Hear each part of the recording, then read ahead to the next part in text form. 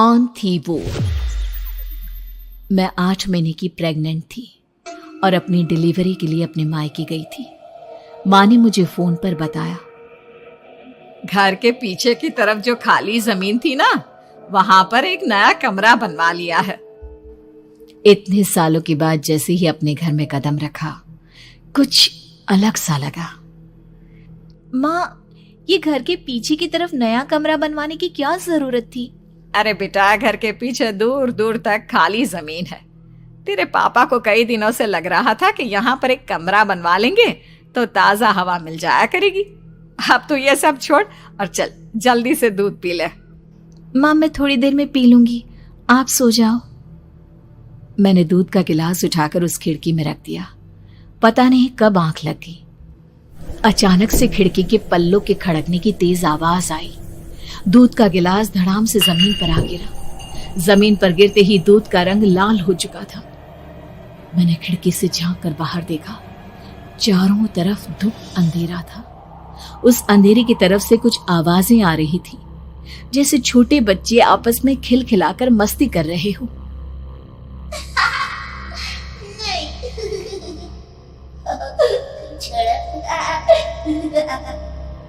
इतनी रात को इतने घनघोर अंधेरे में बच्चों की आवाज कैसे आ रही है? घड़ी में वक्त देखा तो ठीक 12 बजे थे। देखकर मैं सन्न रह गई। बुरी आत्माओं और भूतों की कई कहानियां मैं सुन चुकी थी। वक्त भी कुछ ऐसा ही था। ऊपर से मैं प्रेग्नेंट।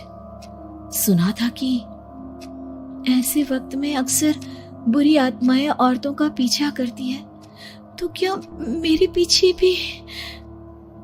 पसीने से तरबतर बड़ी मुश्किल से, जैसे कांपते हाथों से मैंने उस खिड़की को बंद किया। जल्दी से जल्दी उस कमरे से बाहर निकलकर माँ के पास जाने के बारे में सोचा, लेकिन जैसे ही दरवाजे की तरफ पलटी, लगा कोई साया हवा की स्पीड से दरवाजे के सामने से गुजर गया। मेरे गले में अटक कर रह गई। मैं जोर से चीख कर माँ को बुलाना चाहती थी, लेकिन वो आवाज खुद मेरे कानों तक नहीं पहुंच पा रही थी। तो माँ तक कैसे पहुंचती?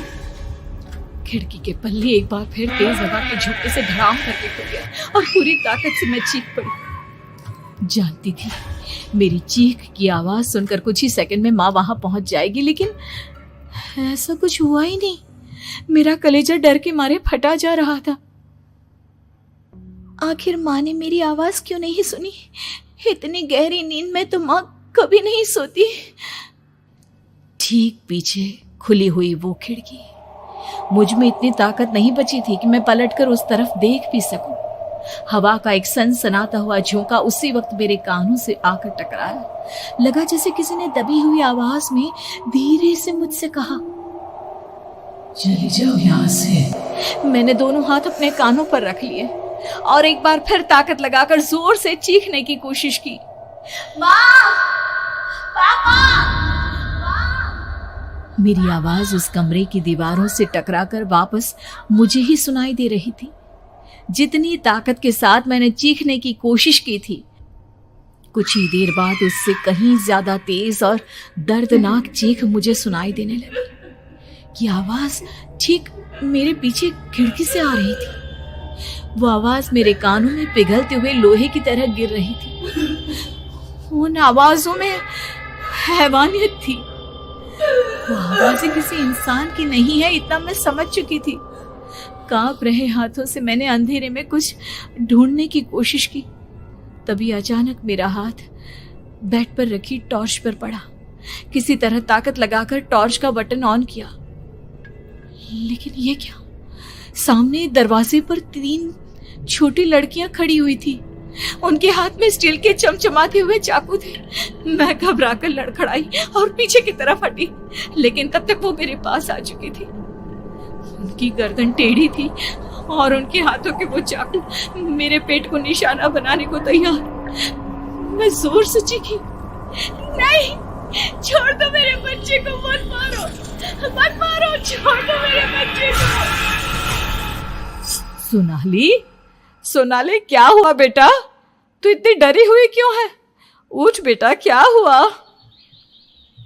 हड़बड़ाकर मैंने अपनी आंखें खोली। देखा तो दिन निकल आया था। माँ मुझे जगा रही थी। मेरा चेहरा पूरा पसीने से लथपथ था। क्या हुआ बेटा, तुमने कोई बुरा सपना देखा क्या? मैं अभी तक अपने पूरे होश में नहीं थी। वो मेरे बच्चे को मार देगी माँ। वो लड़की मेरे बच्चे को। मैंने घबराकर अपने पेट को छुआ। सब कुछ ठीक था। और वो दूध जो रात को यहाँ पर गिर गया था, उसका रंग लाल हो गया था। माँ ने हंसते हुए दूध का गिलास मुझे दिखाया। तुमने दूध पिया ही नहीं, पूरा का पूरा ऐसे ही रखा हुआ है। तुमसे कहा था ना सोनाली, सेहत के लिए लापरवाही ठीक नहीं बेटा। लेकिन मैंने तो सब कुछ अपनी खुली आंखों से देखा था। ये सपना कैसे हो सकता है?